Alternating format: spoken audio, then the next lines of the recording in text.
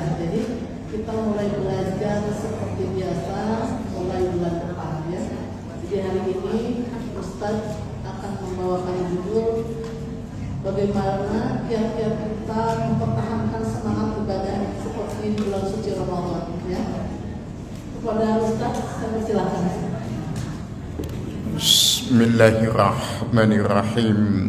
Yang kami hormati, yang kami muliakan, sekaligus kami doakan beliau Ibu Ketua, Ibu-ibu pengurus MTKI Al-Ikhlas Duta Indah, dan kepada semua ibu-ibu ummahat salihat rahimani wa rahimakunallah.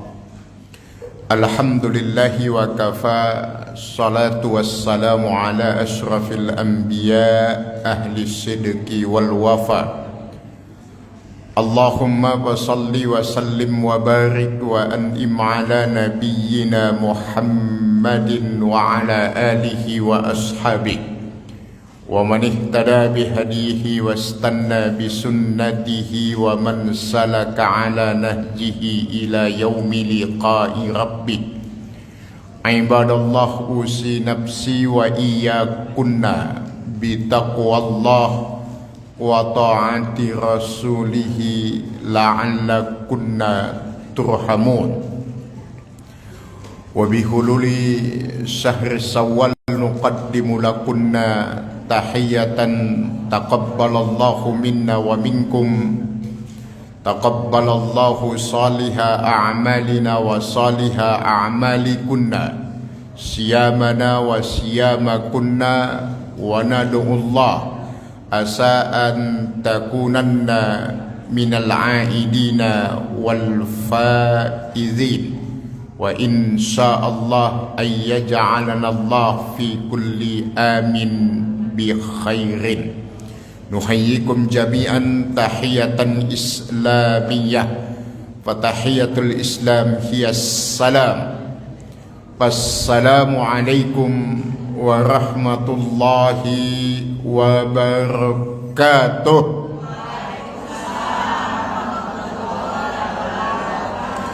Sehat ibu-ibu? Indah dipandang mata pagi ini. Subhanallah. Mudah-mudahan semuanya kelak menjadi ahli surga insyaallah. Kompak di dunia dan kompak sampai akhirat. Ibu-ibu pilih mana? Pilih senang apa tenang?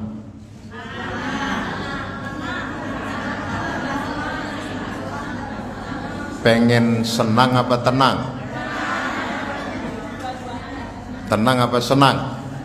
Tenang. Ibu kalau nggak punya duit tenang. Kalau nggak dapat baju tenang. Lagi ada masalah dengan suami tenang. Masya Allah. Makanya ibu datang ke pengajian. Karena pengajian itu insya Allah mendatangkan ketenangan. Di pengajian khususnya dan pada umumnya agama itu mendatangkan ketenangan. Jadi kalau ibu nggak bisa ketawa di rumah, datanglah ke pengajian, insyaallah ketawa. Kalau susah tidur nggak usah minum obat, ambil wudhu, baca Quran, insyaallah ya 5 menit Qurannya 4 kali jatuh. Karena memang agama itu mendatangkan ketenangan. Mudah-mudahan semua ibu-ibu yang berhadir pada pagi ini Allah karuniakan umur panjang dalam taat ibadah. Disehatkan lahir dan batinnya. Sakitnya menjadi penggugur dosa di hadapan Allah. Maka kita layak untuk bersyukur atas semua nikmat yang Allah karuniakan dengan senantiasa mengucapkan Alhamdulillah bil alamin. Segala puji bagi Allah. Selain Allah tidak pantas untuk dipuji. boleh memuji manusia, tapi setelah memuji Allah. Itu aturannya. Silahkan memuji siapapun setelah memuji Allah. Karena pujian kepada manusia, dipuji dan memuji, itu sama-sama nggak enak hakikatnya, karena sifatnya hanya sementara. Kalau lagi suka kepada kita, kita dipuji. Kalau sudah tidak suka, ya melayang pujiannya. Biasanya pepatahnya bilang, ada uang abang disayang, nggak ada uang abang melayang. Kullu syai'in bil pulus mulus, mapi pulus mampus. Itu di Konoha itu. Ibu-ibu di sini insyaallah enggak. Salawat dan salam kita kepada Rasulullah Muhammad ibni Abdullah. Allahumma salli ala Sayyidina Muhammad wa ala ali Sayyidina Muhammad. Semoga Rasulullah sallallahu alaihi wasallam bangga melihat ummahat semuanya, sehingga kelak mendapatkan syafaat di hadapan Allah Subhanahu wa ta'ala. Syafaat itu bahasa Indonesianya pertolongan. Pertanyaannya, bagaimana kelak Rasulullah menolong kita? Sederhananya, beliau mengakui kita sebagai umatnya kelak di hadapan Allah. Nah, untuk mendapatkan pengakuan itu, maka salah satu caranya adalah menghidupkan ajaran beliau. Ibu hadir ke pengajian ini bukan sekedar hadir, tapi ini bagian dari menjalankan sunnah Rasulullah sallallahu alaihi wasallam. Baik ibu-ibu yang Allah muliakan, singkat setelah halal bil halal, tema kita pagi ini singkat dan sederhana saja. Temanya, apa tandanya seseorang itu sukses menjalani ibadah Ramadannya? Tanda utama, indikator utama seseorang itu sukses menjalani Ramadannya, atau kalau mau kita sederhanakan dalam istilah mudahnya, apa tandanya? Kalau amal kebaikan yang kita lakukan itu diterima oleh Allah kapanpun dan dimanapun serta apapun bentuk amalnya. Nah, ummahat, Rasulullah sallallahu alaihi wasallam tegas mengatakan satu tanda utama diterimanya amal kebaikan yang dilakukan oleh seseorang itu, jika kebaikan yang dia lakukan melahirkan kebaikan setelahnya. Jadi kalau ibu pengen tahu tadi sholat subuhnya ibu diterima apa tidak oleh Allah, lihatlah apa yang dikerjakan setelah sholat subuh. Kalau yang dikerjakan adalah kebaikan, maka berarti kebaikan yang dia lakukan sholat subuh sebelumnya itu diterima oleh Allah. Itu sederhananya. Dalam bahasa agama kita dikenal dengan istilah taufik namanya. Taufik, bukan taufik suami ibu, bukan. Ada istilah hidayah, taufik. Hidayah itu penting. Hidayah penting, tapi tidak kalah pentingnya taufik. Taufik itu kemampuan untuk menjalankan hidayah. Banyak orang yang minta hidayah, begitu Allah berikan hidayah, tapi dia tidak menjalankan hidayah itu. Tapi orang yang mendapatkan taufik, mereka yang menjalankan hidayah. Sederhananya begini umat. Sebenarnya ini rahasianya umat. bukan Allah tidak mau mengabulkan doa kita. Semua doa kita kan dikabulkan oleh Allah. Tapi kenapa dalam kenyataan masih banyak doa-doa kita yang belum Allah kabulkan? Jawabannya, bukan Allah tidak mau mengabulkan, tapi kita yang tidak siap menerima apa yang kita minta.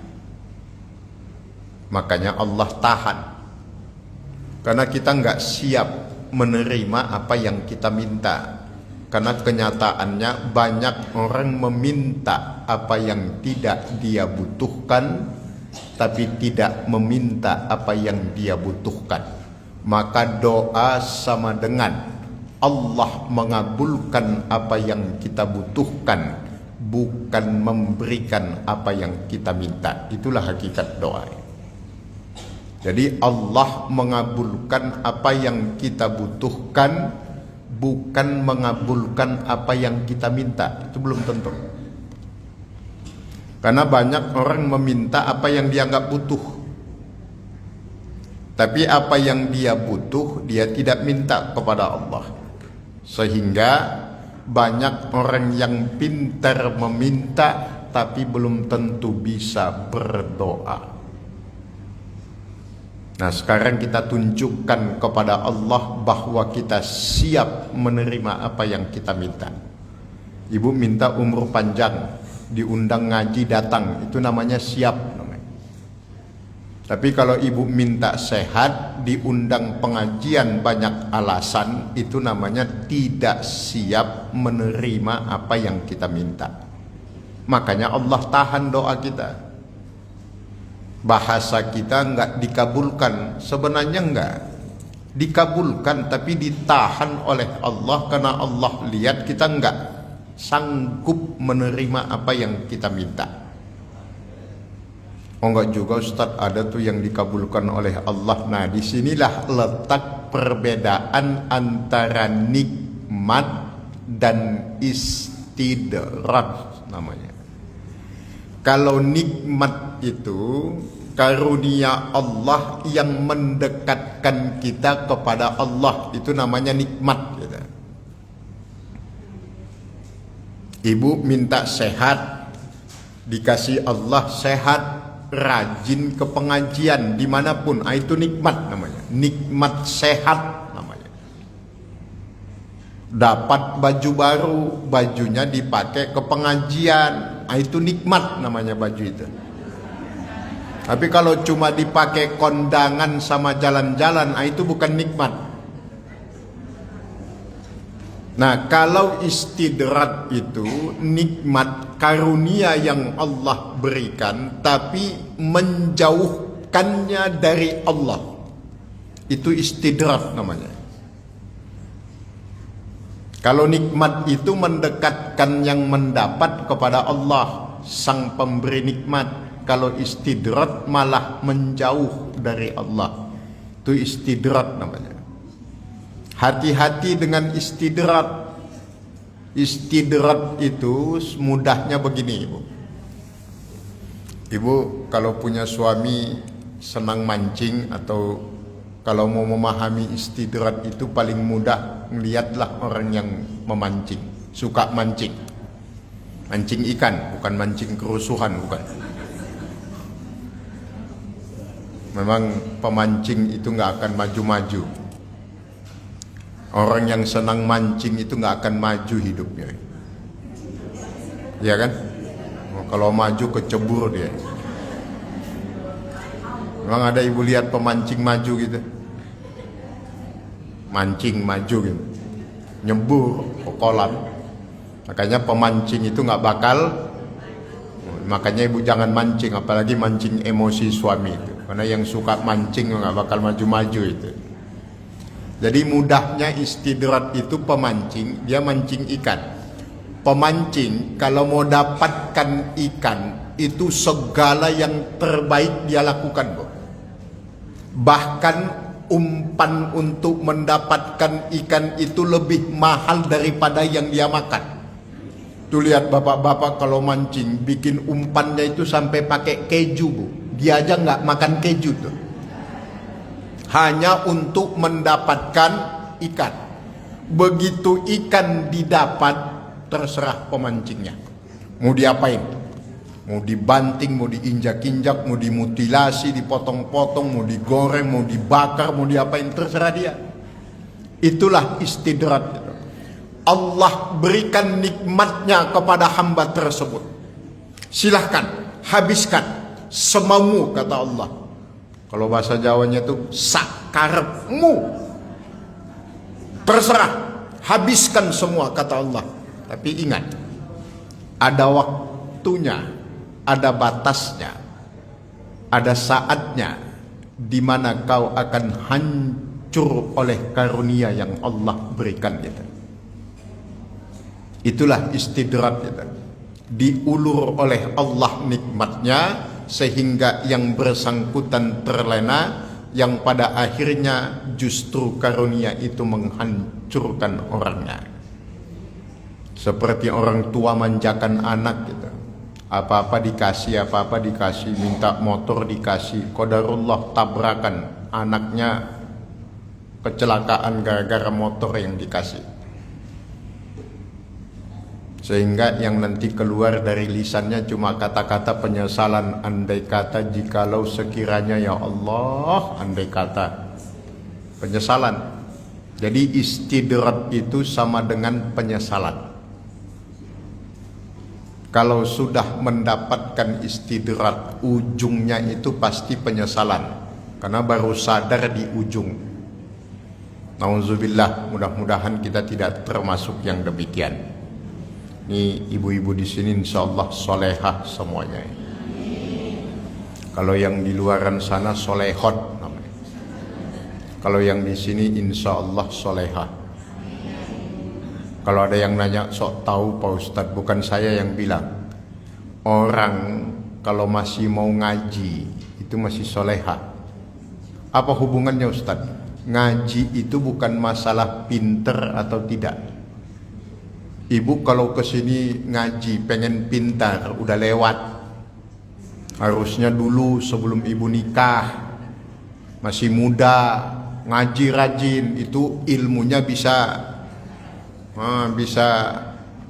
kekal nempel itu. Kalau sekarang, masya Allah, lah bukan ibu di sini doang, di mana-mana. Karena menurut penelitian, ini hasil penelitian, apakah pertanyaan yang paling banyak dipertanyakan setelah pulang pengajian? Ternyata survei membuktikan pertanyaan yang paling banyak dipertanyakan setelah pengajian adalah, tadi Pak Ustadz ngomong apaan? Saling colek gitu. Bu, tadi Pak Ustadz ngomong apaan? Nggak tahu. 90% ibu-ibu yang pulang pengajian nanyanya begitu tuh. Ya memang bukan zamannya lagi, Bu. Tapi kok ngaji Ustadz? Ini bentuk kesadaran nyata, pengakuan nyata. Kepada siapa? Bukan kepada manusia, kepada Allah.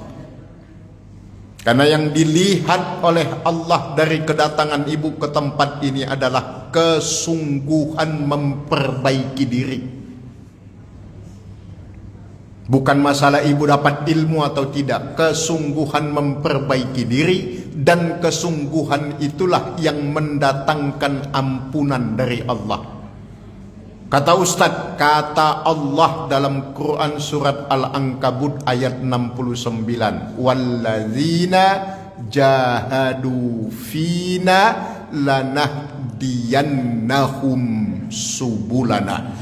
Siapapun yang bersungguh-sungguh di jalan kami, kata Allah, maka betul-betul kami akan tunjukkan jalan-jalan kami.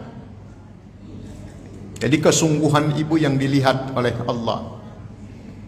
Kalau masalah ibu mau pinter ke sini, salah tempat itu. Malah saya agak khawatir kalau yang ngajinya banyak begini. Kenapa khawatir? Waduh, ini bentar lagi banyak saingan ini. Kalau ngajinya rajin kemudian mendadak pinter jadi ustazah. Nggak ada mau lagi yang jadi jamaahnya. Intermezzo. Jadi ummahat mudah-mudahan istiqomah ya. Ya, istiqomah itu kalau diterjemahkan bahasa Jawanya ngono ya ngono, yen ojo ya mosok. Ya kalau nggak bisa ngaji tiap minggu, tiap bulan ya minimal sekali 2 bulan, 3 bulan. Jangan sama sekali ngilang dari pengajian. Datangnya pas pembagian seragam aja. Di kampung saya tuh yang begitu itu di kampung saya. Mau beli mana ada yang gratis ya Bu ya. Tapi inilah pembelian yang mendatangkan pahala insyaallah. Bu kalau beli di tempat lain belum tentu pahala itu beli baju. Karena niatnya macam-macam kan. Kalau beli baju di pengajian insyaallah pahala. Kalau niatnya memang untuk dipakai untuk pengajian. Masyaallah. Makanya mudah-mudahan dapat pahala semuanya ya. Jadi baju yang ibu pakai sekarang nanti semuanya masuk surga ya. Mudah-mudahan bukan cuma bajunya aja yang masuk surga. Orang kan gak enak banget nanti kalau pas di surga kita lihat, lah itu kan baju ibu itu tuh. Orangnya mana? Gak ada orang, cuma baju. Nah, ini bajunya belinya di pengajian berkah gitu. Insyaallah enak untuk dipakai dan enak untuk dilihat sama orang lain. Banyak baju yang bagus tapi nggak enak dilihat sama orang. Jadi kaedahnya orang baik itu sederhananya di dalam kehidupan ini kaedah kehidupan. Tasurrun nazirin. Manusia mau laki-laki perempuan bukan cantik dan gantengnya yang menjadi ukuran. Tetapi ketika dia menyenangkan oleh orang lain, menyenangkan untuk dilihat. Karena ada orang cantik membosankan untuk dilihat gitu. Ada orang yang biasa saja tapi enak untuk dilihat, menyenangkan. Itu ukuran kehidupan itu. Jadi orang yang enak itu ya yang memang enak untuk dilihat. Cantik enggak, jelek juga enggak, tapi subhanallah menenangkan, enak untuk dilihat, sama seperti suami ibu. Kapan suami ibu akan jatuh cinta itu? Ya sesuai dengan doanya, Rabbana hablana min azwajina wa zurriyatina qurrata ayun, menjadi perhiasan mata. Kapan istri, anak itu menjadi perhiasan mata bagi suami? Ketika istri itu menyenangkan saat dilihat. Bukan cantiknya, tetapi menyenangkan saat dilihat gitu. Jadi ummahat yang Allah muliakan, kesimpulannya begini. Ada 3 tanda utama orang yang mendapatkan hidayah dan taufik. Kalau kita sederhanakan sesuai amanah pengurus tadi, bagaimana mempraktekkan ibadah Ramadan yang penuh dengan segala ketaatan itu di luar Ramadan. Subhanallah, kan luar biasa Ramadan itu. Ibu cari waktu di mana, bulan di mana orang paling banyak melihat jam. Itu nggak ada kecuali Ramadan. Dikit-dikit lihat jam, dikit-dikit lihat jam. Sangat menghargai waktu, Bu. Itu hanya ada di bulan Ramadan. Kalau di luar Ramadan, pengajian jam 9, dia datangnya jam 11. Tapi kalau Ramadan betul-betul waktu itu sangat berharga. 1, ibu cari bulan di mana orang paling menunggu suara azan. Gak ada kecuali bulan puasa. Masya Allah. Sampai azan zuhur aja dia bilang azan maghrib. Coba. Kok mirip ya? Itu hanya ada di bulan puasa. Lanjut nanti sampai bulan Syawal. Masya Allah. Tidak ada bulan dalam kehidupan ini kecuali bulan Syawal orang pada ngaku punya salah semuanya. Oh subhanallah, seandainya di dunia ini sepanjang tahun bulan Syawal nggak ada tuh yang ribut-ribut, suami, istri, warga, negara pun nggak ribut, karena semuanya ngaku salah. Di luar bulan Syawal udah jelas-jelas salah aja nggak mau ngaku dan nggak bakal mau minta maaf, selalu aja ngomongnya nanti kalau udah mau lebaran. Tapi bulan Syawal subhanallah nggak usah minta maaf, semuanya ngaku punya salah. Nggak ada yang mau ketinggalan, semuanya mohon maaf lahir batin atas segala dosa dan kesalahan. Makanya bulan Syawal itu bulan di mana malaikat pada istirahat. Istirahat malaikat, nggak punya kerjaan nyatat dosa orang, karena semuanya pada ngaku salah. Subhanallah. Bulan Syawal itu memang nikmat, apalagi kita di Indonesia dilanjutkan dengan budaya halal bil halal. Tapi saya habis sholat Idul Fitri itu, kalau ibu-ibu kanan masih ada yang pulang kampung, saya nggak pulang kampung. Habis sholat Id saya pulang ke rumah. Kerjaan saya cuma satu, tidur. Anak istri mudik, saya masuk ke rumah tidur, saya ambil kertas, sebelum masuk saya ambil pena, saya tulis di atas kertas.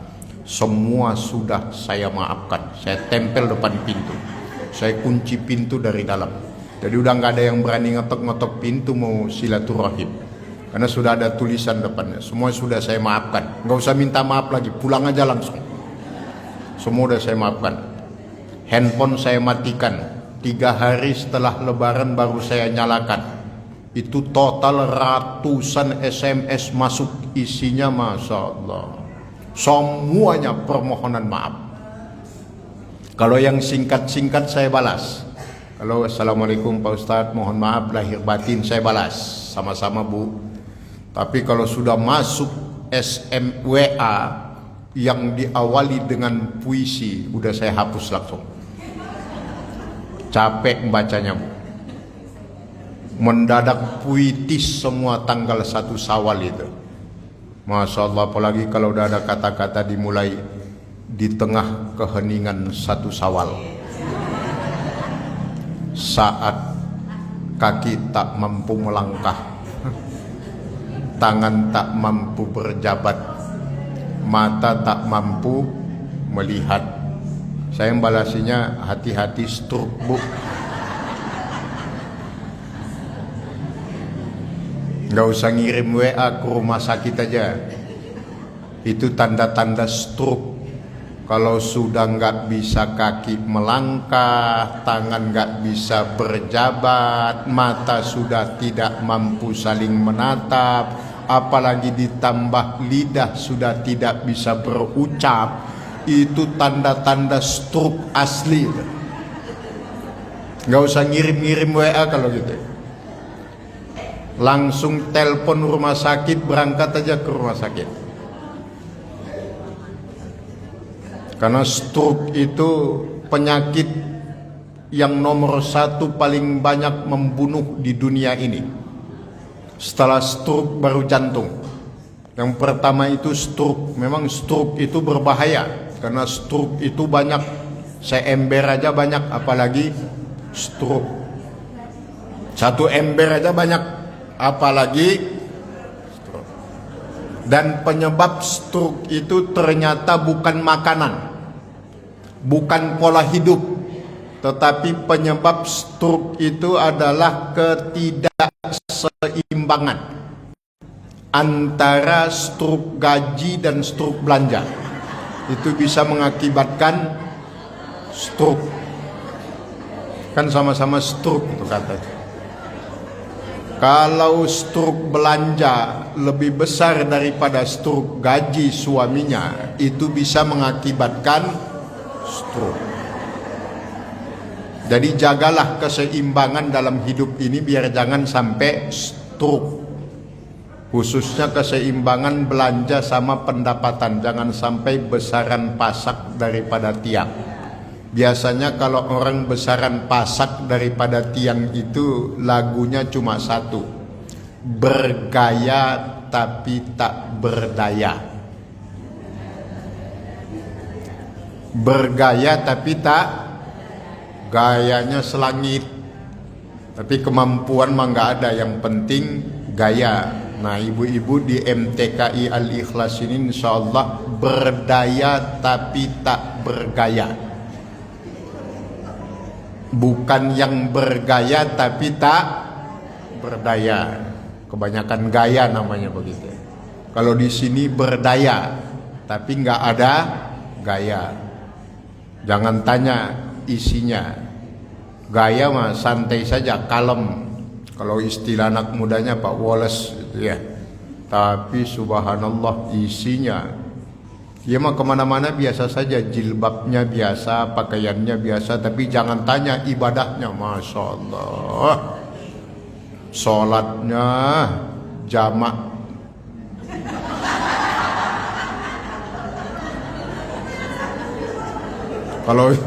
Kalau jamak takdim, jamak takhir masih mending. Ini jamak tarki. Ibu tahu nggak jamak tarki? Dikumpulkan semua sama dia tapi nggak dikerjakan. Itu namanya jamak tarki. Itu di Konoha. Kalau di sini alhamdulillah. Kan ada juga yang gayanya selangit. Wah, jilbab sampai lutut. Pakai cadar. Wah, mantap. Sholat kagak. Banyak yang begitu. Ibu nggak lihat tuh banyak orang yang pada pakai cadar, ada yang melihara anjing apa dan sebagainya. Itu namanya bergaya tapi tak berdaya. Penampilan santai, penampilan biasa, tapi subhanallah ketaatan luar biasa. Itu lebih bagus. Ya, setidaknya dapat pahalanya double kalau berdaya dan tidak bergaya itu. Minimal menipu setan gitu. Setan aja dikerjain, bukan cuma setan yang ngerjain dia, tapi dia yang ngerjain setan. Bisa Ustadz, bisa. Ini kalau ibu lihat ada kotak amal lewat gitu, ibu udah lihat tuh, ibu di belakang lihat kotak amalnya udah di depan, bergerak di kotak amal, ibu keluarin aja 5.000. Pegang-pegang 5.000, setan udah bilang tuh kan, baru dapat pensiunan bayarnya 5.000 tuh impaknya. Senang banget setan ngelihatnya tuh. Begitu kotak amal depan ibu, 5.000 masukin, 100.000 masukin kotak amal. Yang 5.000 kantongin. Ibu langsung ngambil 100.000 masukin kotak amal. Itu namanya ngerjain setan. Itu setan kecewa banget ngelihat yang begitu. Kayak ibu tadi mau ngaji gitu, udah malas-malasan. Setan senang gitu kan, gak jadi berangkat dia kan, gak jadi kata setan. Alhamdulillah gak berangkat kata setan. Begitu udah mau waktunya ibu langsung berangkat, itu setan kecewa betul itu. Jadi jangan cuma dikerjain setan, tapi ngerjain setan. Nah, ummahat apa tandanya orang yang mendapatkan hidayah dan taufik itu? Yang pertama, ringan dalam beramal soleh. Jadi kalau kita mau lihat bagaimana mempraktekkan Ramadan di luar bulan Ramadan, maka ringan beramal soleh itu salah satu tanda utamanya. Quran surat yang ke-6 Al-An'am ayat 125. Faman yuridillah ayyahdiyahu yasrah sadrahu lil Islam. Siapapun yang diberikan hidayah oleh Allah, maka Allah lapangkan dadanya untuk menerima Islam ini. Jadi mereka yang sukses puasanya, yang sukses tilawah Qur'annya, yang sukses qiyam Ramadannya, tanda yang pertama, dia ringan untuk beramal soleh. Ini kata Allah dalam Quran surat Al-An'am ayat 125. Dimudahkan, dilapangkan dadanya oleh Allah untuk melaksanakan segala kebaikan. Ada orang ngomel kalau dapat undangan pengajian. Kalau ini enggak. Kalau dia enggak dapat, dia nanya, "Bu, emang nanti hari Kamis enggak ada pengajian? Kok saya enggak dapat undangan?" Nah, itu tanda yang baik. Itu puasanya diterima itu. Tapi kalau sampai begitu dapat broadcast WA undangan pengajian, apa yang dia lakukan? Nanyanya lebih banyak. Ustadznya siapa? Ustadznya bikin ngantuk nggak? Ada konsumsinya nggak? Wah, nanyanya banyak banget. Tapi nggak datang. Pertanyaannya yang banyak, tapi ujung-ujungnya nggak datang. Ini bukan di sini ya. Ini di tempat lain. Nah, jadi ibu-ibu sekalian, tanda yang pertama, yasrah sadrahu lil Islam. Allah ringankan dia untuk beramal soleh. Itulah yang disebut juga tadi taufik gitu. Jadi ringan aja mau mengerjakan amal soleh apapun gitu. Bukan hanya ngaji, segala jenis amal soleh dalam kehidupan. Itu tanda sukses Ramadannya. Yang kedua, istiqomah dalam kebaikan. Quran surat yang ketiga, Ali Imran, ayat yang ke-104. Ali Imran 104, istiqomah dalam kebaikan. Berbuat baik itu mudah. Yang sulit itu istiqomah berbuat baik. Dan ummahat perlu dicatat, dalam agama kita ada dua hal yang tidak boleh saling menghilangkan. Dua hal itu beriring berjalan, ibarat kiri dan kanan. Berbuat baik dan menjadi orang baik. Itu penting dalam agama kita. Tidak cukup berbuat baik tapi nggak jadi orang baik. Atau sebaliknya, menjadi orang baik tapi tidak mau berbuat baik, itu juga percuma. Berbuat baik sekaligus menjadi orang baik. Karena ada orang yang rajin berbuat baik tapi nggak jadi orang baik. Sedekah rajin bu, ngomongin orang pun rajin. Dia sering ngasih sama tetangganya, ngasih, tapi selalu diomongkan kalau dia ngasih itu.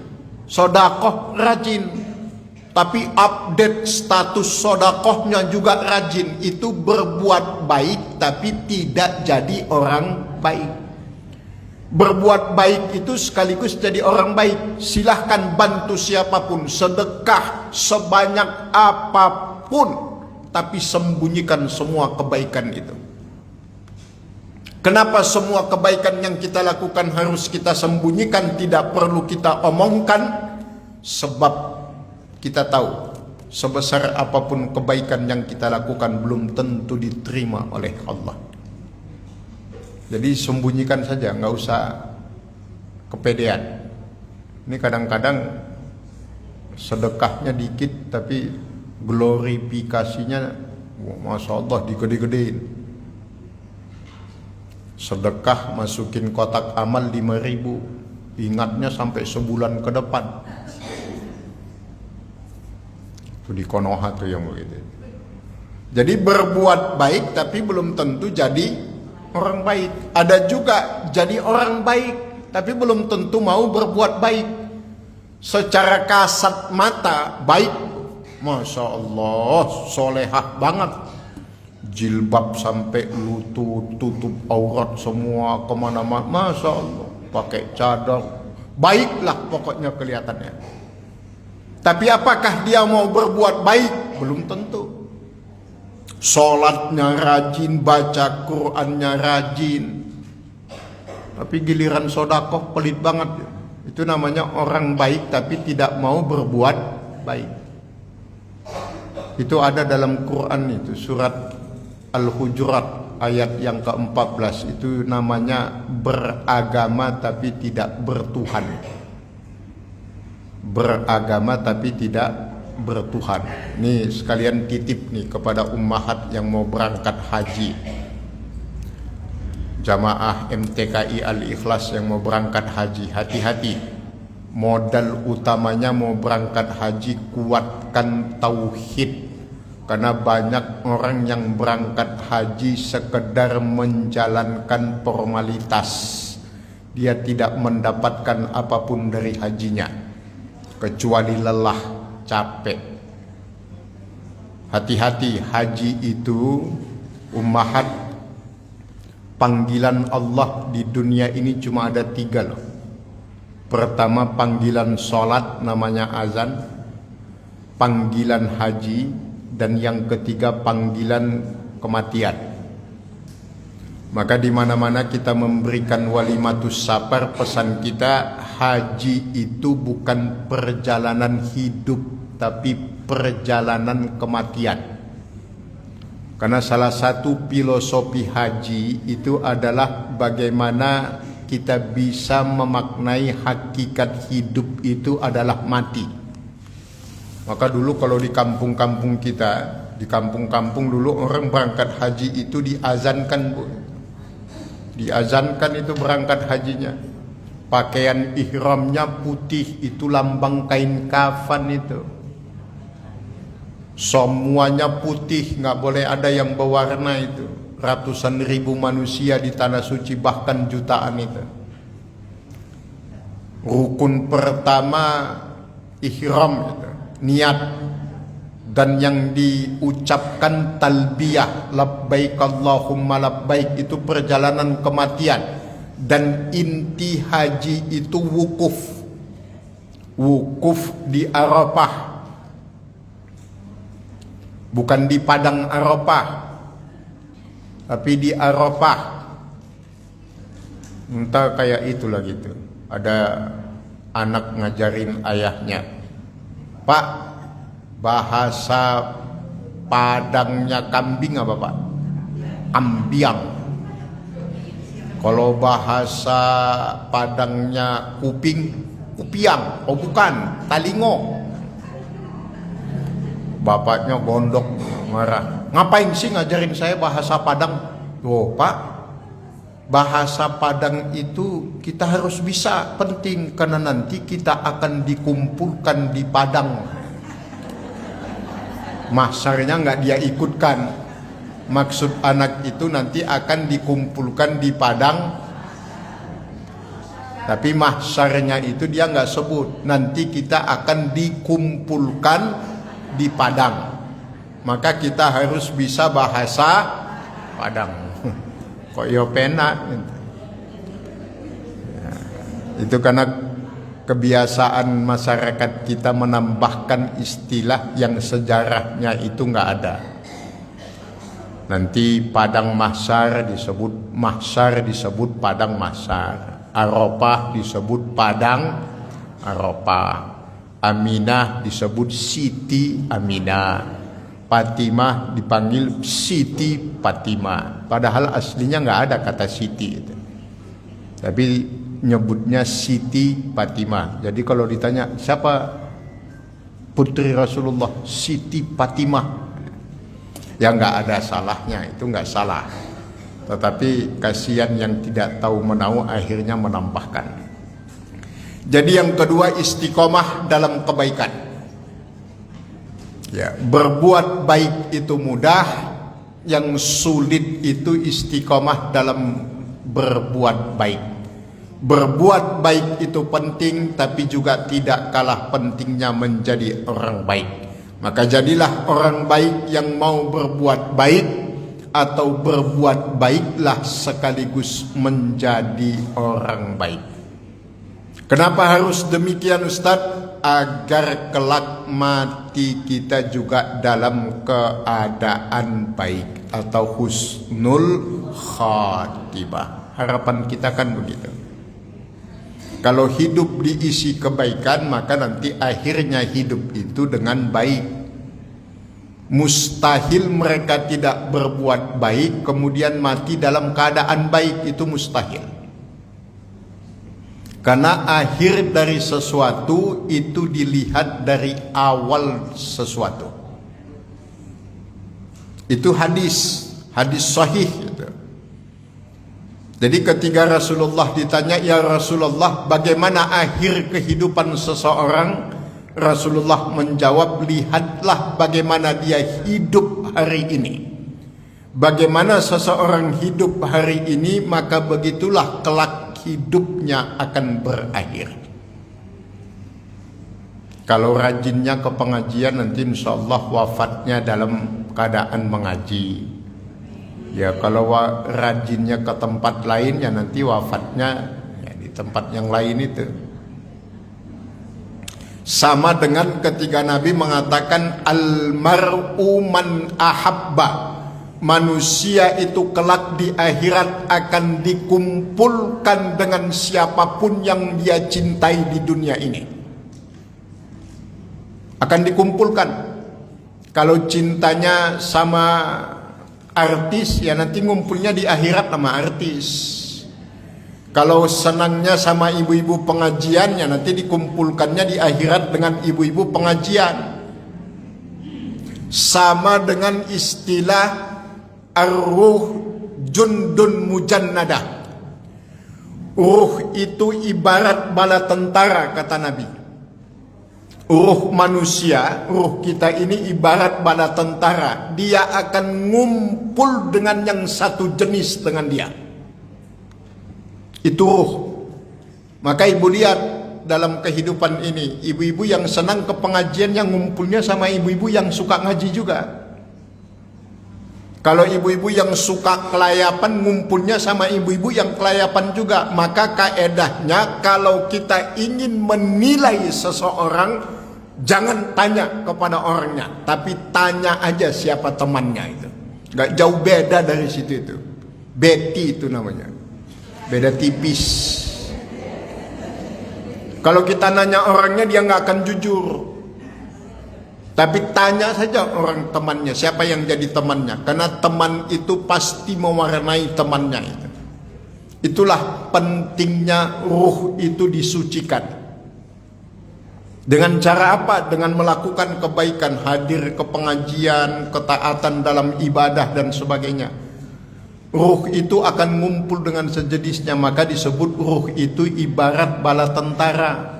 Tentara di satu lapangan, angkatan darat, angkatan laut, angkatan udara, bercampur baur semuanya. Tapi begitu nanti ada satu komando siap gerak, berkumpul sesuai angkatan masing-masing. Itu nggak ada yang ketukar itu. Angkatan darat ngumpulnya angkatan darat, angkatan laut ngumpul sama angkatan laut, angkatan udara ngumpul sama angkatan udara. Itu udah otomatis. Begitulah ruh itu. Jadi ruh itu akan ngumpul dengan sejenisnya. Maka bisa dikatakan semua yang hadir ini ruhnya adalah ruh-ruh yang baik, karena ngumpulnya di tempat yang baik. Nah, kalau yang suka nongkrong, yang suka kelayapan, yang suka diajak selfie-selfie, nanti ngumpulnya sama yang selfie-selfie juga. Iya, emang begitu lah. Nggak ada tuh orang yang suka selfie ngumpul sama pendiam, nggak ada, bosan dia. Kalau ada ibu-ibu rempong, ngumpulnya sama yang rempong juga. Makanya nyambung ceritanya. Mana ada ibu yang suka nonton gosip tiba-tiba ngumpul sama ibu yang pendiam, nggak bisa. Yang tukang gosip nanti ngumpulnya sama tukang gosip.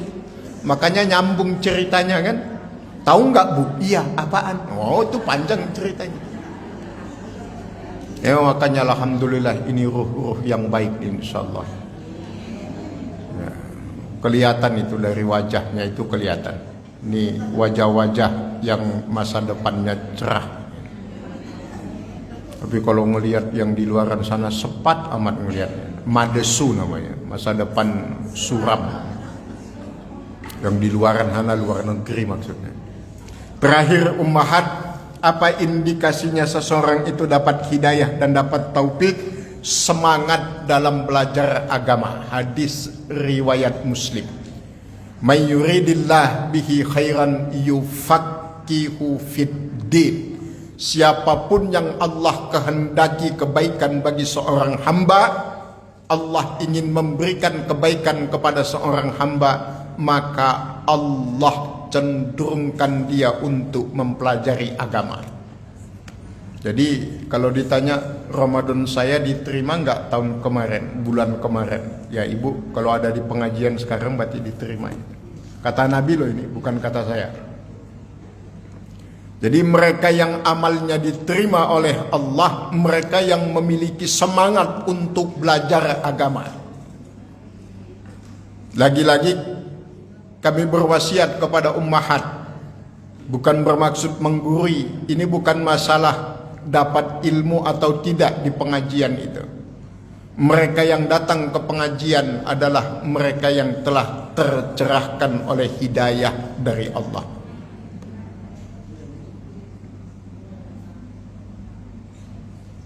Di tempat lain malah pakai door prize, nggak ada yang datang. Di sini nggak ada apa-apanya, cuma dapat air mineral, nggak ada konsumsinya. Tapi alhamdulillah ibu datang, luar biasa. Siapa yang menggerakkan kalau bukan Allah? Nggak ada yang menggerakkan ibu ke sini kecuali Allah. Jadi ini kalau kita baca dalam bahasa agama yang lebih sakral, ibu ini sedang diisra dan mi'rajkan oleh Allah ke tempat ini, dalam arti diperjalankan oleh Allah ke tempat ini. Bukan pengurus yang memperjalankan ibu ke sini, bukan suami ibu, bukan. Allah, pengurus itu hanya perantara saja, ngirimkan undangan. Jadi subhanallah, maka 3 indikator mereka yang mendapat hidayah dan taufik. Pertama, tadi mereka yang mudah untuk beramal soleh. Yang kedua, istiqomah dalam kebaikan. Dan yang ketiga, mudah untuk mempelajari agama. Ini indikatornya. Maka ditimbanglah Ramadan kita itu dalam kehidupan. Kalau ini kita sadari, insya Allah semangat Ramadan itu akan terbawa di luar Ramadan. Itulah yang disebut dalam kaidah kun abdan rabbaniyan wala takun abdan ramadaniyan. Jadi hamba Allah, bukan hamba Ramadan. Kalau hamba Ramadan itu taatnya ketika Ramadan. Kalau hamba Allah sebelum, ketika dan sesudah Ramadan tetap dalam ketaatan. Ini saja ummahat yang Allah muliakan, sudah 10:30. Sebelum kita tutup dengan doa, ada pertanyaan silakan. Alhamdulillah nggak ada, subhanallah, luar biasa. Ada yang mau nanya bu? Silakan, belakang.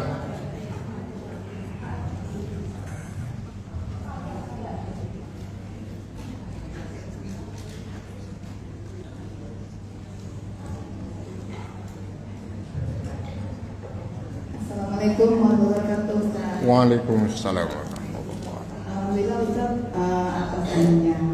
Ustaz, ini dalam Al-Quran itu selalu berdampingan antara sholat sama zakat, bertakwa dengan berbuat kebaikan. Apakah ada orang bertakwa tapi tidak berbuat baik itu Ustaz? Karena selalu berdampingan sama itu pasti bertakwa sampingnya dan berbuat kebaikan. Tolong dijelaskan Ustaz dari ayat-ayat ini Ustaz. Karena gini, karena kita dapat ilmu nih dia. Ustaz, dalam Al-Quran itu kalau kita tadabburi, sholat itu dampingan dengan zakat, sholat dan zakat. Orang bertakwa berbuat kebajikan. Semua ayat itu seperti itu.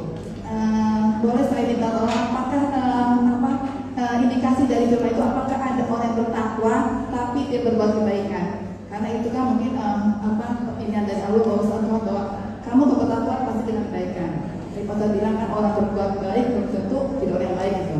Nah itu saya mau tanya. Terus yang inna sholat muka di sholat Al-Kabut ayat 5, orang sholat itu pasti mencegah perbuatan munkar.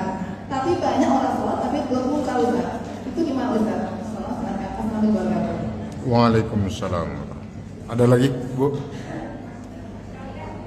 Silakan. Yang kedua sekalian. Udah? Oh silakan. Ini.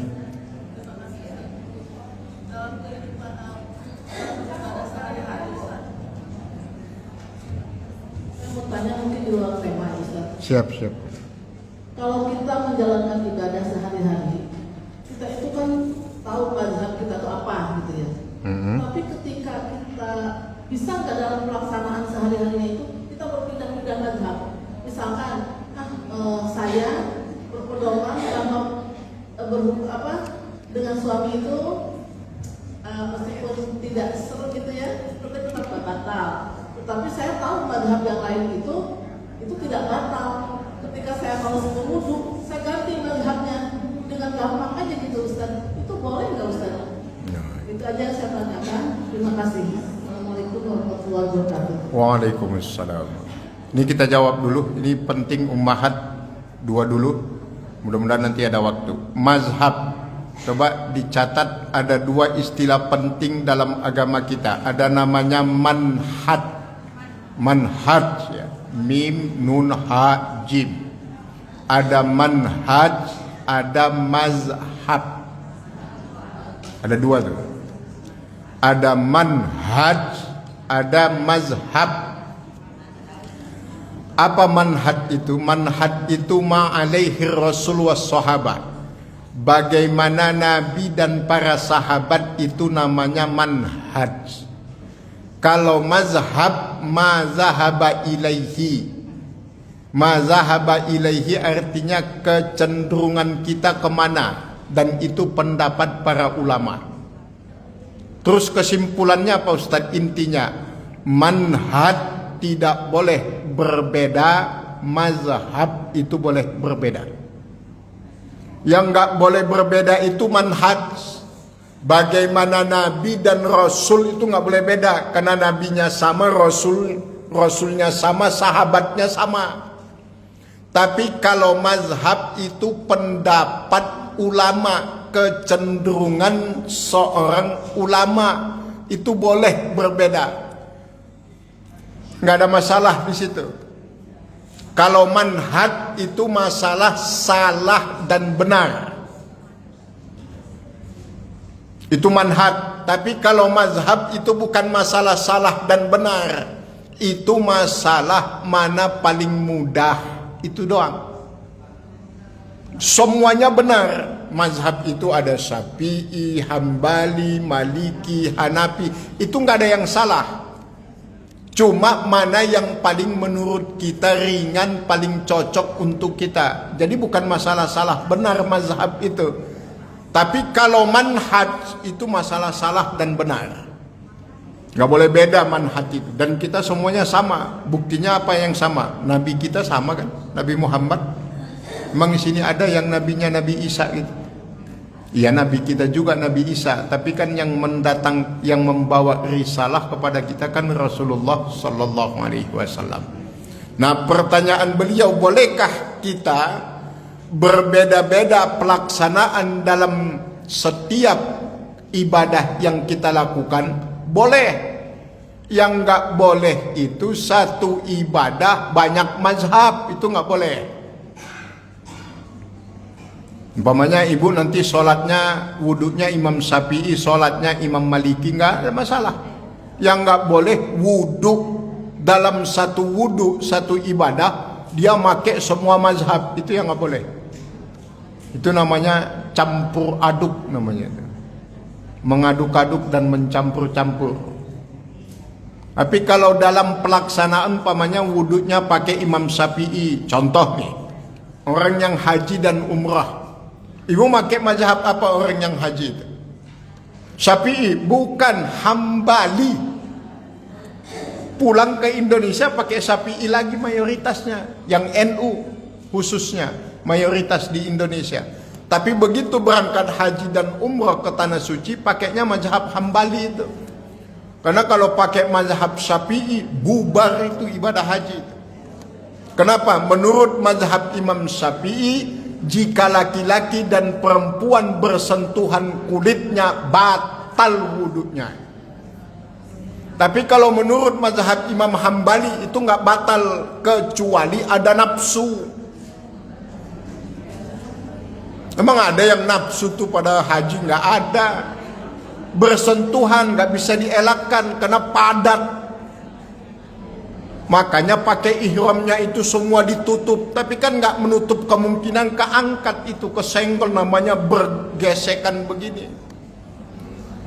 Maka mazhab itu, ibu-ibu sekalian, kenapa ada? Kan ada orang yang nanya, kenapa harus beda? Kenapa nggak satu? Perbedaan itu tujuannya untuk kemudahan dalam melaksanakan perintah agama itu. Itulah salah satu tujuan adanya perbedaan. Maka disebut salah satu karakteristik ajaran Islam, khasaisu dinil Islam, sumuliyatuhu li kulli makanin wa zaman. Jadi perbedaan pendapat itu bukan untuk perpecahan. Beda kemudian ribut, itu nggak bisa. Bukan begitu tujuannya, justru untuk kemudahan. Makanya yang mau pakai Syafi'i boleh, yang pakai Hambali boleh, Maliki boleh. Maka nggak ada yang boleh mengatakan kami yang benar, sana salah. Nggak ada. Ini bukan urusan benar salah. Ini yang benar, itu salah. Nggak ada, Bu. Memang kalau dia pakai mazhab Imam Syafi'i itu salah itu. Yang enggak. Ini masalah pilihan, mana yang paling cocok, mana yang paling mudah bagi dia. Maka jangan saling menyalahkan kita umat Islam ini. Yang benar itu ya saling menghormati. Makanya ngaji. Karena rata-rata yang ribut karena beda pendapat itu karena banyak yang merasa pintar tapi nggak pintar merasa. Merasa pintar aja ngaji baru 2 kali. Baru 2 kali pertemuan ngaji ngeluarin fatwa dia. Udah kayak ulama aja. Padahal baru ngaji 2 kali. Nah itu nggak boleh, maka datanglah ke pengajian. Karena kalau sudah sama-sama tahu, nanti bisa sama-sama berlapang dada kalau ngelihat ada yang beda-beda. Santai saja beda-beda. Ngapain harus ribut? Wong kita aja produk perbedaan. Perbedaan itu hal yang lumrah dalam kehidupan. Justru kalau nggak beda nggak enak. Nggak enak. Kita ini hasil perbedaan. Antara ibu dan bapak kita itu kan beda. Coba kalau semuanya ibu-ibu, nggak ada anaknya, bapak-bapak nggak ada, maka Allah menciptakan Adam bukan Adam dan Asep, nggak ada. Nah ibu cari dalilnya, yang ada Adam dan bukan Adam dan Asep. Lihatlah jari tangan kita kan berbeda tuh. Kalau nggak beda, jelek ini, Bu. Perbedaan itulah yang membuat menjadi dia indah dan kuat. Kalau semuanya jempol, jelek ini. Kalau semuanya kelingking, jelek ini. Berbeda. Nah, kalau sudah bicara beda, itu hanya 2 istilahnya. Satu namanya ikhtilaf, yang satu lagi namanya iftiraq namanya. Ikhtilaf itu beda pendapat tapi sama-sama punya dalil. Itu namanya ikhtilaf namanya. Tapi kalau iftiraq beda pendapat, yang satu pakai dalil, yang satu lagi nggak pakai dalil. Itu namanya bukan lagi beda tapi pecah namanya. Begitu memahaminya ibu-ibu sekalian. Jadi nggak apa-apa, mazhab itu berbeda, silahkan saja, nggak ada masalah.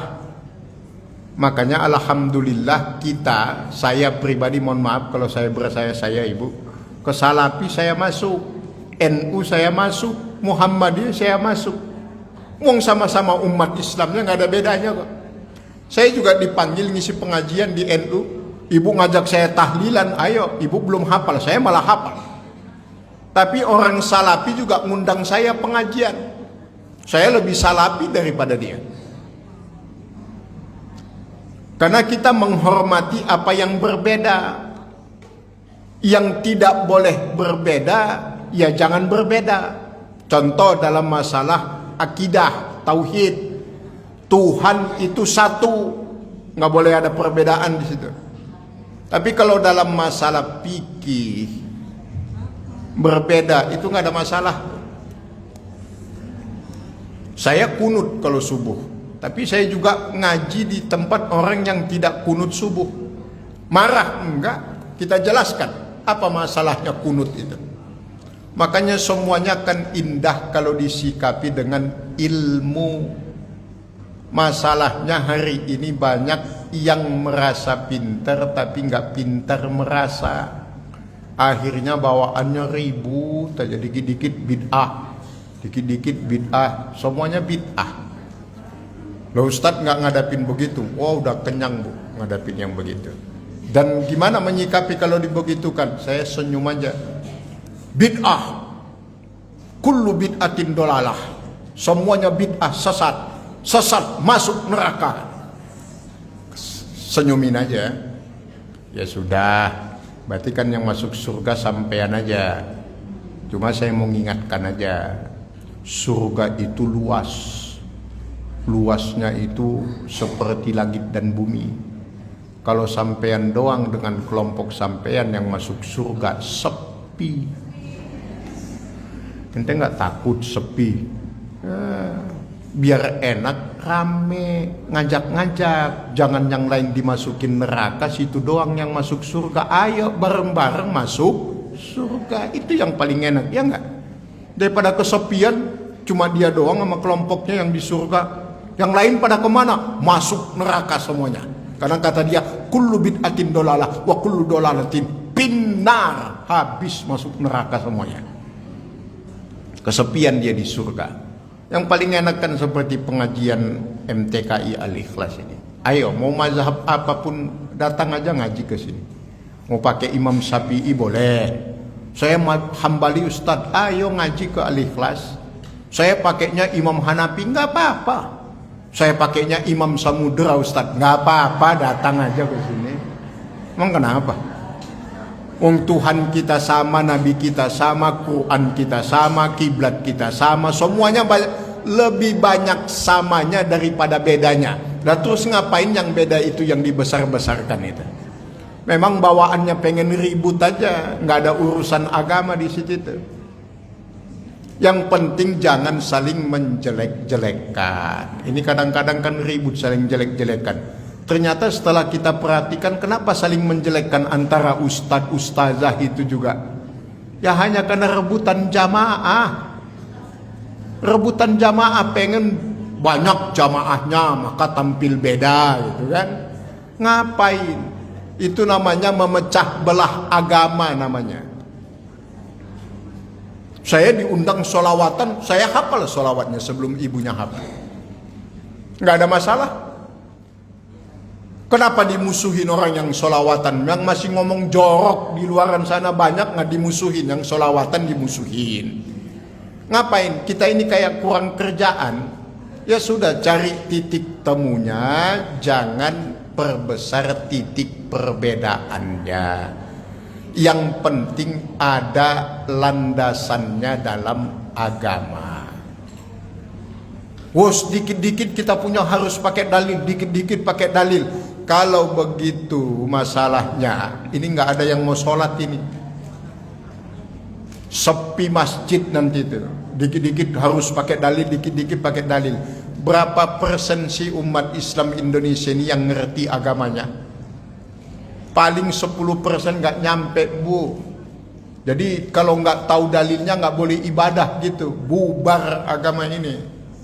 Hati-hati, justru isu-isu yang begitu itu justru ingin menghancurkan agama namanya itu. Jadi yang masih pada suka itu yang suka apa? Yang saling benturan apa dan sebagainya. Saya banyak ditanya gitu, ada yang nanya, Pak Ustadz itu tahiyat yang benar mana Pak Ustadz? Yang langsung begini, apa yang masih begini-begini? Pertanyaannya sebenarnya nggak berkualitas, tapi ya dijawab aja. Mana yang benar? Dua-duanya benar. Silakan. Assalamualaikum warahmatullahi wabarakatuh. Waalaikumsalam. Saya sedikit mau bertanya sama Ustadz, apakah di masjid kita dalam bersolawat diperbolehkan tidak Ustadz pakai rebana atau marawis itu di dalam masjid atau bagaimana Ustadz, mohon penjelasannya, terima kasih. Baik, subhanallah. Masalah amaliyah di dalam masjid yang eksplisit langsung ada dalam hadis, yang dilarang di masjid itu adalah berjual beli, transaksi. Itu tegas, itu hadisnya sahih, itu nggak ada beda pendapat di situ. Nggak boleh jualan di masjid, apalagi dagang asongan masuk ke masjid, itu nggak boleh. Bagaimana dengan yang lain? Nah, di sini muncul perbedaan pendapat. Ada ulama yang membolehkan, ada yang melarang. Yang membolehkan itu apa alasannya? Seperti yang beliau tanyakan tadi. Yang membolehkan itu kalau itu bisa menambah ibadah, kehusukan, menambah semangat dalam ibadah, apa salahnya? Kan begitu. Disamakan dengan bacaan zikir, kemudian kumandang azan dan sebagainya. Ada ulama yang tidak membolehkan. Nah, sekarang kita ambil jalan tengahnya. Nggak usah di dalam masjid, di luar masjid aja, di teras masjid itu kalau mau pakai rebana.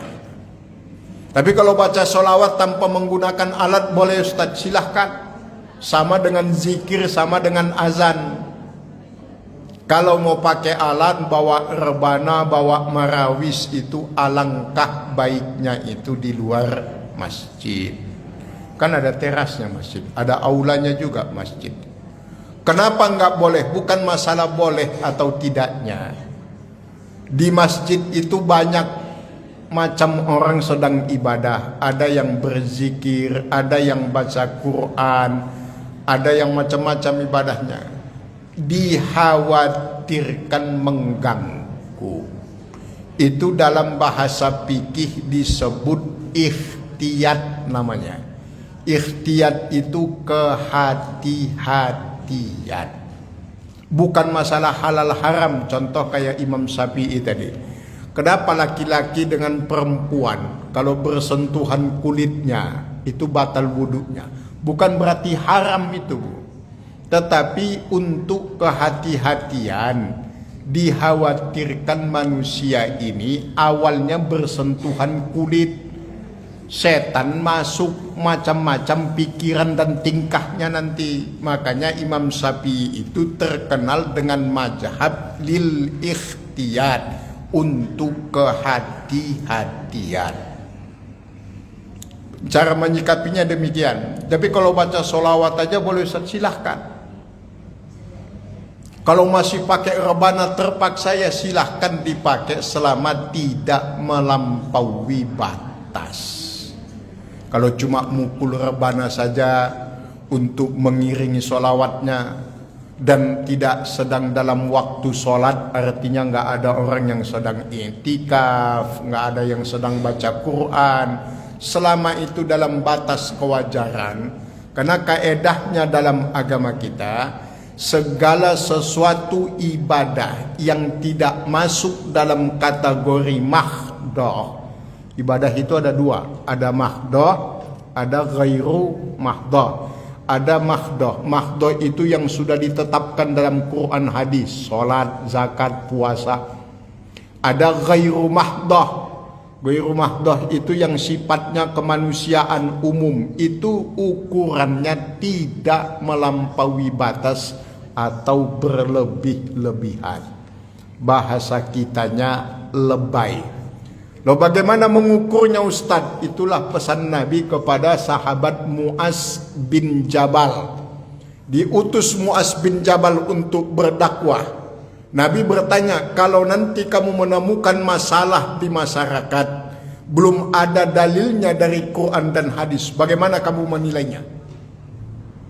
Nabi berpesan kepada Mu'az bin Jabal, istabtik qalbaka, minta fatwa ke dalam hatimu. Karena hati ini nggak pernah bohong. Kalau itu salah, hati akan mengatakan itu salah.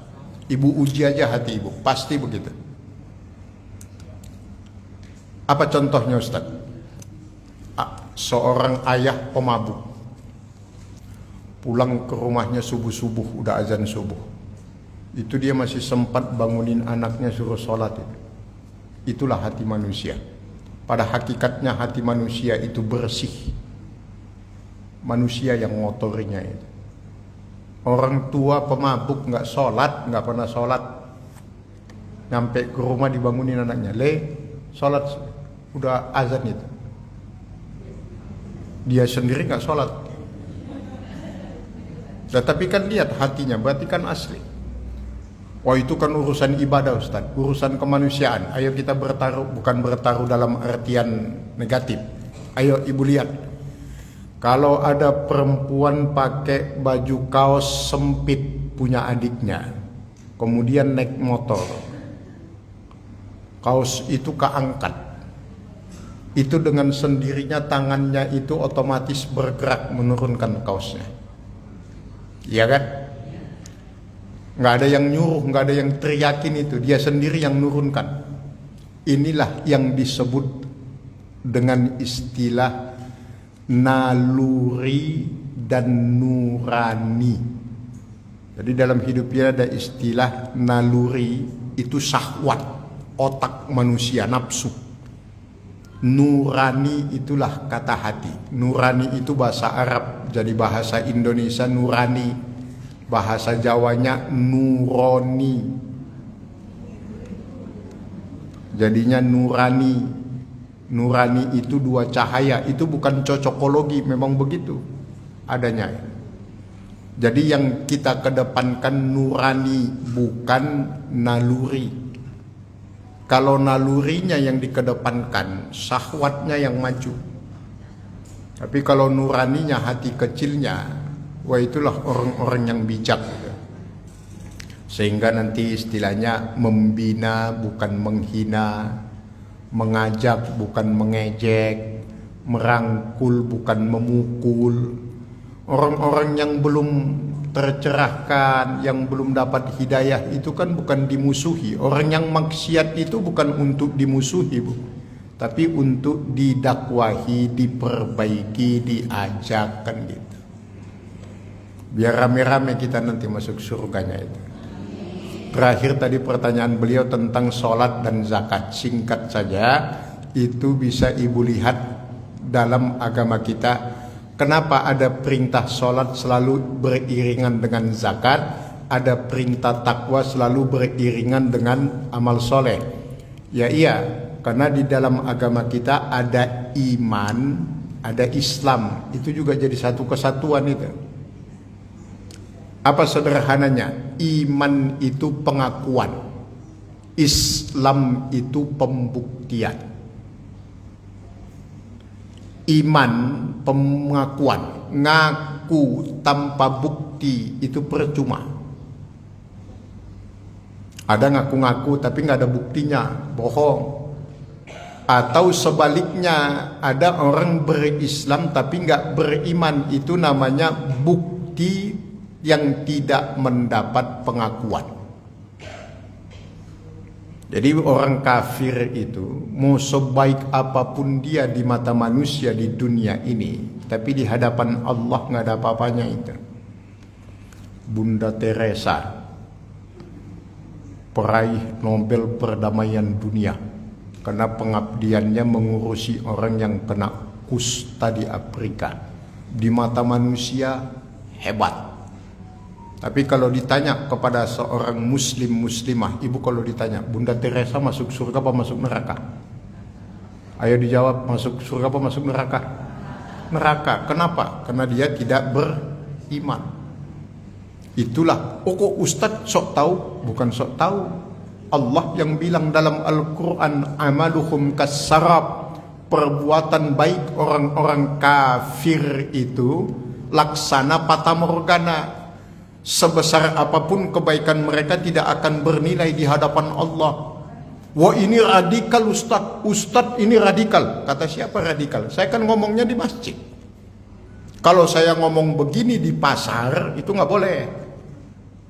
Karena di pasar itu ada muslim, ada non muslim. Kalau di sini kan muslim semua.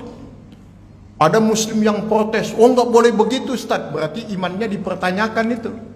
Karena yang bilang begitu Quran dan hadis. Ada muslim mengatakan semua orang bisa masuk surga apapun agamanya, murtad itu. Nggak bisa, dalam agama kita jelas yang masuk surga itu cuma orang beriman dan beramal soleh. Mau amal solehnya sebanyak apapun tapi dia tidak beriman, neraka. Mau sehebat apapun imannya tapi tidak mau beramal soleh, neraka juga. Cuma bedanya nanti dia masih bisa masuk surga. Namanya alumni neraka. Itu prinsip. Itu nggak boleh. Ibu-ibu di MTKI Al-Ikhlas Duta Indah tidak boleh bergeser seinci pun dari prinsip itu. Yang benar hanya Islam. Titik, nggak pakai koma. Pantunnya cuma satu. Very good, very fine. Nggak mau ikut cari yang lain. Apa urusannya? Jangan bilang, oh Islam benar, agama lain benar nggak bu? Oh benar juga. Lah terus, maksud Allah sekarang Islam, besok mau nggak ganti agama yang lain? Nggak mau. Oh berarti radikal? Bukan, ini prinsip agama. Islam itu yang benar, yang lain salah. Oh agama yang lain juga ngomong begitu Ustaz, bodoh amat urusannya dia. Yang benar agama saya, Islam salah, silahkan. Maka kalau ada pertanyaan semua agama benar kita setuju. Tapi jangan titik, koma. Semua agama benar, koma. Menurut pemeluknya masing-masing. Silahkan saja. Bagi kita umat Islam yang benar Islam. Titik. Wah enggak, toleransi Ustadz. Toleransi itu bukan begitu maknanya. Toleransi itu bukan saling menghormati, tapi saling membiarkan. Maksudnya gimana Ustaz? Apa yang sudah beda nggak usah disama-samakan. Apa yang sudah sama tidak usah bedakan. Itulah caranya toleransi dengan agama lain. Kalau urusan agama kan udah beda tuh. Jangan dipaksa sama. Ibu punya tetangga non-muslim, Kristen umpamanya. Ngotot ngajak dia ikut ngaji ke Masjid Al-Ikhlas. Dia nggak mau. Terus ibu bilang, ibu nggak toleran. Ibu yang PA. Kalau jelas-jelas sudah beda agama, ibu paksa mau ikut pengajian ke masjid. Sama halnya kalau dia ngajak kita Natalan. Kita nggak mau, bukan kita yang salah. Karena memang udah jelas-jelas beda. Yang beda jangan dipaksa sama, yang sama jangan dipaksa beda. Dalam urusan sosial kemasyarakatan, mau arisan di RW, ya jalan bareng ya nggak apa-apa, santai aja. Sama kayak ustadz sama pendeta kan, lagi sama-sama nunggu bis di halte, bisnya datang, ustadznya masuk bilang Bismillahirrahmanirrahim. Kata pendetanya, bukan Pak Ustadz, ini bis kota. Karena ustadznya bilang Bismillah, bukan bis kota kata pendetanya. Ustadznya santai aja senyum.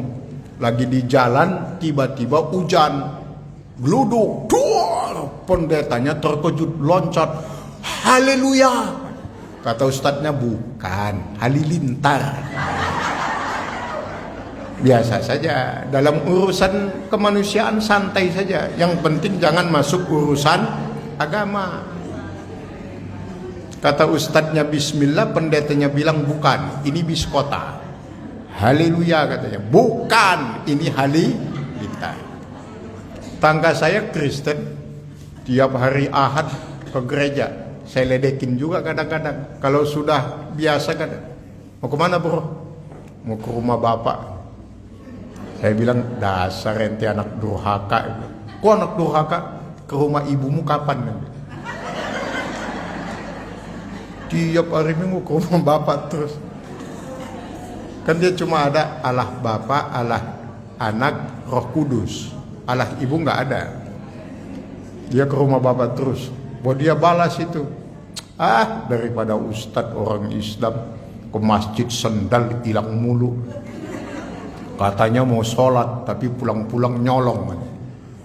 Wah, saya juga nggak mau kalah. Saya tanya, kenapa orang Islam kalau ke masjid sandalnya hilang? Karena sandalnya ditinggalin di luar. Dianya masuk, sandal di luar. Loh, kami ke gereja nggak pernah hilang sandal Ustaz. Iya, karena ente make sandalnya ke dalam. Loh, kan dipakai sandal sama sepatunya. Siapa yang mau nyolong? Oh, ada di kaki ente kok. Iya kan? Oh gitu Pak Ustaz. Iya. Kami cuma sandal yang hilang. Nah, ente motor yang hilang. Oh, masa sih? Mendingan mana? Sandal apa motor katanya? Sandal Pak Ustaz. Ya udah, masuk Islam aja, cuma sandal doang yang hilang. Daripada motor hilang.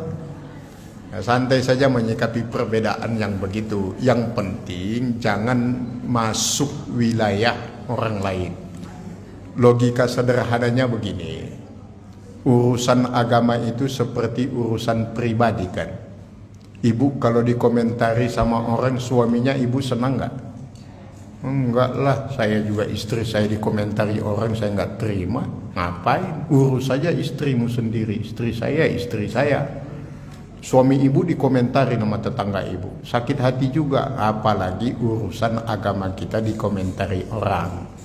Tapi kalau dalam pergaulan percaturan di masyarakat ya santai saja, nggak ada masalah. Makanya dibawanya happy, jangan tegang. Yang penting urusan akidah nggak ada tawar menawar gitu. Kalau urusan yang lain-lain bolehlah sambil bercanda gitu ya. Di MTKI Al-Ikhlas harus begitu prinsipnya. Jadi walaupun kita beda bukan berarti kita harus ribut, harus berantem. Ini kadang-kadang anehnya ibu-ibu di pengajian lain, kalau sama yang beda agama mesra amat. Tapi sama saudaranya yang satu agama itu udah kayak Tom and Jerry gitu. Mau beda dikit aja, beda jilbab aja. Itu bisa beda pengajian itu.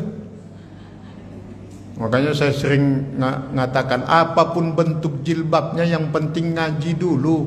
Ini kadang-kadang orang beda jilbabnya aja udah kan ada tuh katanya jilbab model sakaratul maut. Ibu belum tahu? Wah, itu yang dibelit-belit di leher cuma sampai leher doang jilbab. Mati langsung. Itu namanya jilbab sakaratul. Nah, yang begitu ngaji ya jangan dimusuhi. Ya harus dirangkul. Seiring perjalanan waktu nanti akan berubah kan gitu toh. Kalau tempat lain kan enggak. Jilbabnya beda udah dipelototin aja. Itulah bedanya orang tua dulu sama orang tua sekarang. Orang tua kita dulu kalau ketemu itu langsung salaman, pelukan, cium pipi kanan, pipi kiri kan. Kalau orang tua sekarang ketemu, dia lihat dulu dari ujung rambut sampai ujung kuku, sama enggak? Dilihatin. Jilbabnya gimana nih? Dilihatin. Sama, baru salaman. Kalau enggak sama, enggak jadi salaman. Urusan jenggot aja begini, Bu. Repot bapak-bapak. Ibu tahu di masyarakat, kalau ada ustadz pakai jenggot, enggak pakai kumis, itu salafi. Dituduhnya di masyarakat. Ada ustadz nggak pakai jenggot tapi pakai kumis, NU. Nanti pusing ustadznya, dia pasang jenggot, dia pasang kumis, dikatain Yahudi. Kayak rabi-rabi Yahudi di Israel itu. Akhirnya kumis dicukur, jenggot dicukur, dikatain Nasrani. Nah itulah masyarakat kita sempitnya pikirannya itu. Urusan jenggot aja nggak kelar-kelar. Giliran nanti ada lihat celananya di atas mata kaki, ribut seantero dunia ini. Giliran ada orang pakai celana di atas lutut, diam aja dia. Ya itu kan yang cingkrang dipermasalahkan, yang super cingkrang nggak dimasalahin. Itu ada tuh perempuan pakai celana super cingkrang di atas lutut, malah dipelototin sama dia.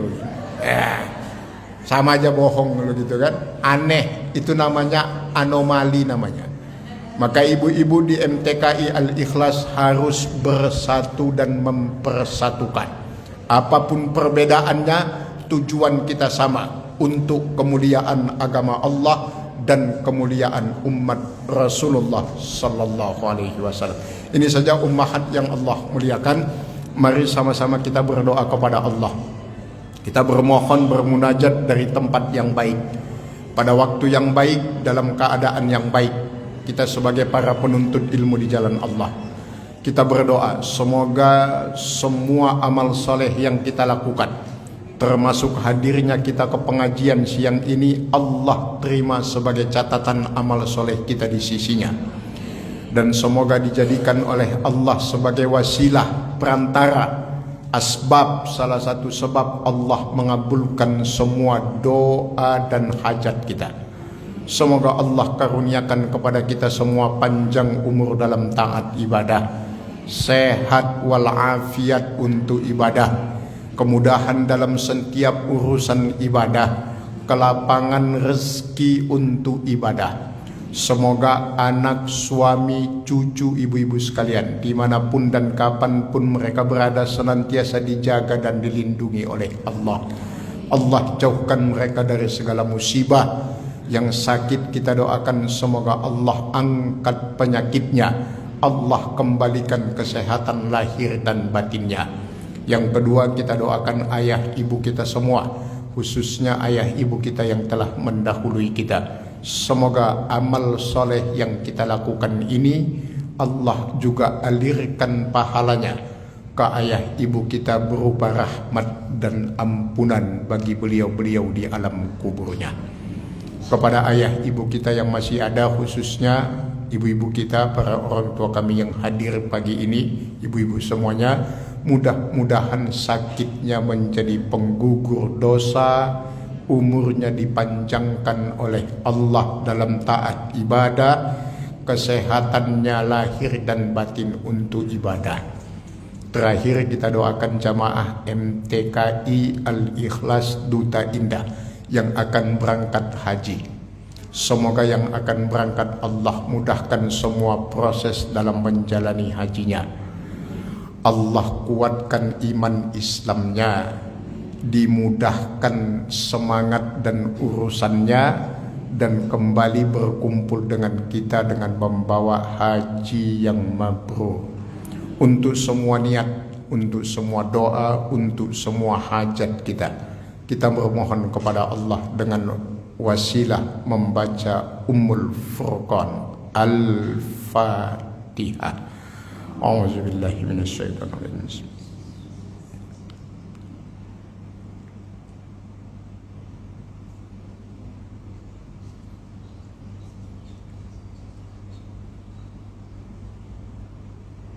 Allahumma bihaqqil Fatihah wa bimaziyatil Fatihah wa bikaramatil Fatihah an tu'amilana mu'amalata ahlal khair wa an taqdi jami'a hajatina wa tuballighu maqasidana ya farizal ham wa ya kashifal gham ya man li abdihi yaghfir wa yarham walhamdulillahi rabbil alamin.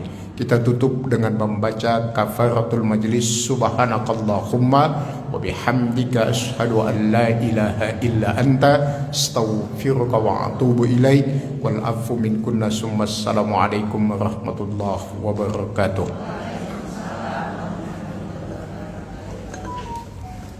Terima kasih Ustaz atas tausiahnya, sangat bermanfaat. Mudah-mudahan ibu-ibu kita bisa mengamalkannya ya. Amin. Tadi lupa Ustaz,